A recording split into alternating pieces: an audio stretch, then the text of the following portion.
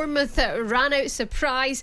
1-0 winners against Liverpool yesterday. Philip Billings scored the only goal of the game. Mo Salah missed a crucial penalty as well for their momentum in the league. It came to a crashing halt, and after the game, manager Jurgen Klopp was asked what the defeat came down to. Football. That's it. Football is probably the best explanation. These things happen. And you cannot compare games really. You have to, for keeping a momentum, you have to do the basics right. I said last week, the result is not interesting for us. The performance is interesting. We have to build on the performance. We didn't build on the performance. We played completely different, which was not a plan, obviously, and that's why we lost.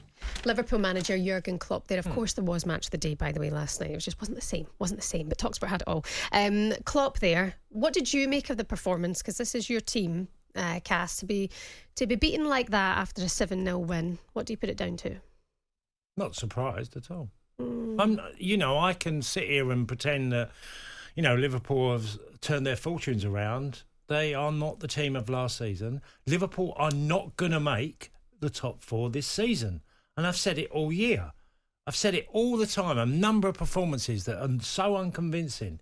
The way they're being beaten. Their fullbacks are getting too high. They're playing a high line. They keep getting caught out and teams are getting behind them. They're doing it regularly. Liverpool's next 3 Premier League games. Right? Man City away on April the 1st. Chelsea away afterwards. Arsenal at home. They are not going to get maximum points. They need to get maximum points nearly all the way into the running. I can't see Liverpool making top 4 at all. I don't think they've played well enough to be in the top 4. What we saw last weekend was a performance against a major rival that was incredible, was brilliant in many ways, especially in the second. It was Liverpool at their best. What have we seen this season from Liverpool? Liverpool being mediocre and Liverpool at their worst. And we've got the odd flashback of them being at their best on the odd occasion. Do you not think they'll bring that A game, though, towards the likes of Arsenal and Manchester City? Do you not think that's something they can dig deep to bring out after a defeat like that against Bournemouth? Well, they haven't done 3 games back-to-back all season, really, where they've been brilliant. Crazy. They've won games, but they've not. Liverpool have just not played. And I knew last season would come at a consequence for this season. And it has, and they are paying a heavy price now.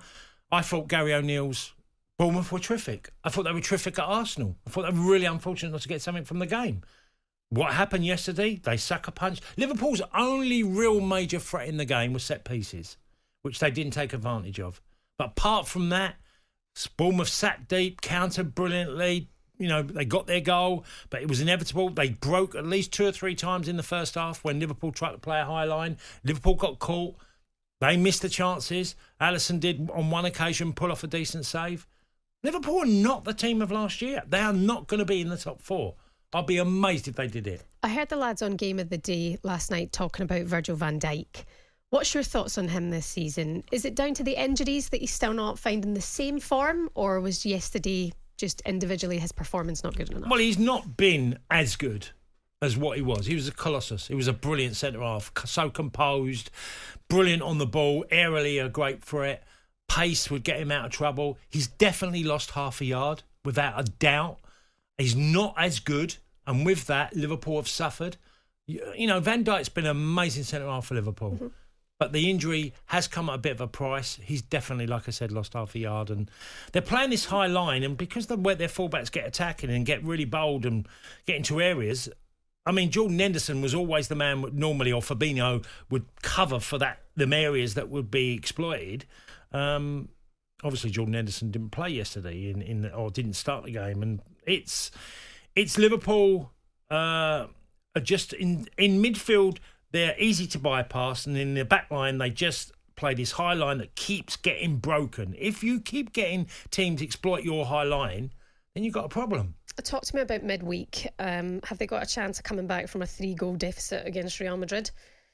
Well, Real Madrid are not as good this year.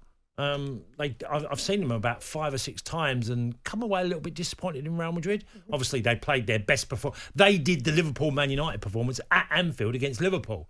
They really punished them. Vinicius is a problem. Vinicius Jr. is a terrific player. Valverde, who runs and runs and runs and chases every blade of grass. I think Benzema's going to be fit. So there's an issue there because he's a terrific striker that always delivers in big games. Liverpool are a team on their very, very best day. You could give them a little bit of hope. But Liverpool will concede goals against Real Madrid. So, of course, it's an incredible challenge to go to Real Madrid. But one thing Liverpool do know, it's all out. It's all out. And they are good when they go all out, full guns blazing, if they hit it off. Well, that game is going to be live for you on talkSPORT, by the way, on Wednesday night. Liverpool away at the Bernabeu against Real Madrid. Adrian Dunham is going to be with you from that one, live on talkSPORT Wednesday, 8 o'clock. After that game, they've got about a 16-day break because they're out of the FA Cup as well. What has to happen in that time, Cass, to turn the season around? Well, they're getting players back from injury. That's coming. They're coming back regularly now. So by April they should, which is the next Premier League game, because they got a game cancelled. I think it was against Fulham. So they are going to be slightly better squad-wise. I just think the structure of the team, and especially in defensive areas, is going to be a problem. They don't defend well enough as a team. Yeah. And they've lost that midfield is slightly not as good, and likewise in the back line. Are there any changes you would make? What, when? The summer? Yeah. No, sorry, this coming Wednesday, any changes you would make to that starting 11? Well, no, it's an all-out attack team. Right. You can't leave out Trent because he's so good offensively that, he's going to be a weapon for you. You're going to go with the front three that probably played yesterday in Gakpo, Salah, Núñez. But hopefully Diaz will be back in the weeks to come by the end of the month. It'd be the eighth wonder of the world if Liverpool did it. It would, it's an amazing challenge. But they are a team. If they did get going, they can. I mean, I was at the game when they beat Palace 7. I've witnessed them take 7. Against Aston Villa. They're a really, at their very best, Liverpool, an incredible side. As what we've seen this year too often is they've not been even close to that standard, and they've lost too many games. And changes in the summer, you just touched on it there. There will be.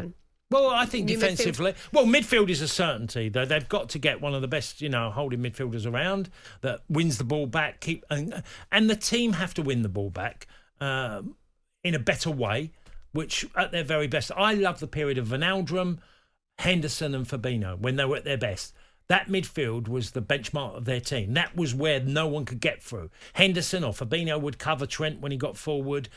They need to get that back, because if Trent's going to get exploited, Vinicius Jr. is an issue for Trent. Yeah. Because he's so quick, and he also does something, he a little bit cheats, which is a good thing to do against Liverpool, is mean don't track Trent. And as soon as you win the ball, you're off. And that is a clever... Because I'm not saying he's a cheat. It's a clever way of just saying, I'm not going with you. But when you do lose the ball, Ancelotti's open about Liverpool, how he thinks he can beat them. And it is to say to the forwards, don't always get back. If you see Trent go, let him go. And when we win it, we'll get you away. And they do it really well, Real Madrid.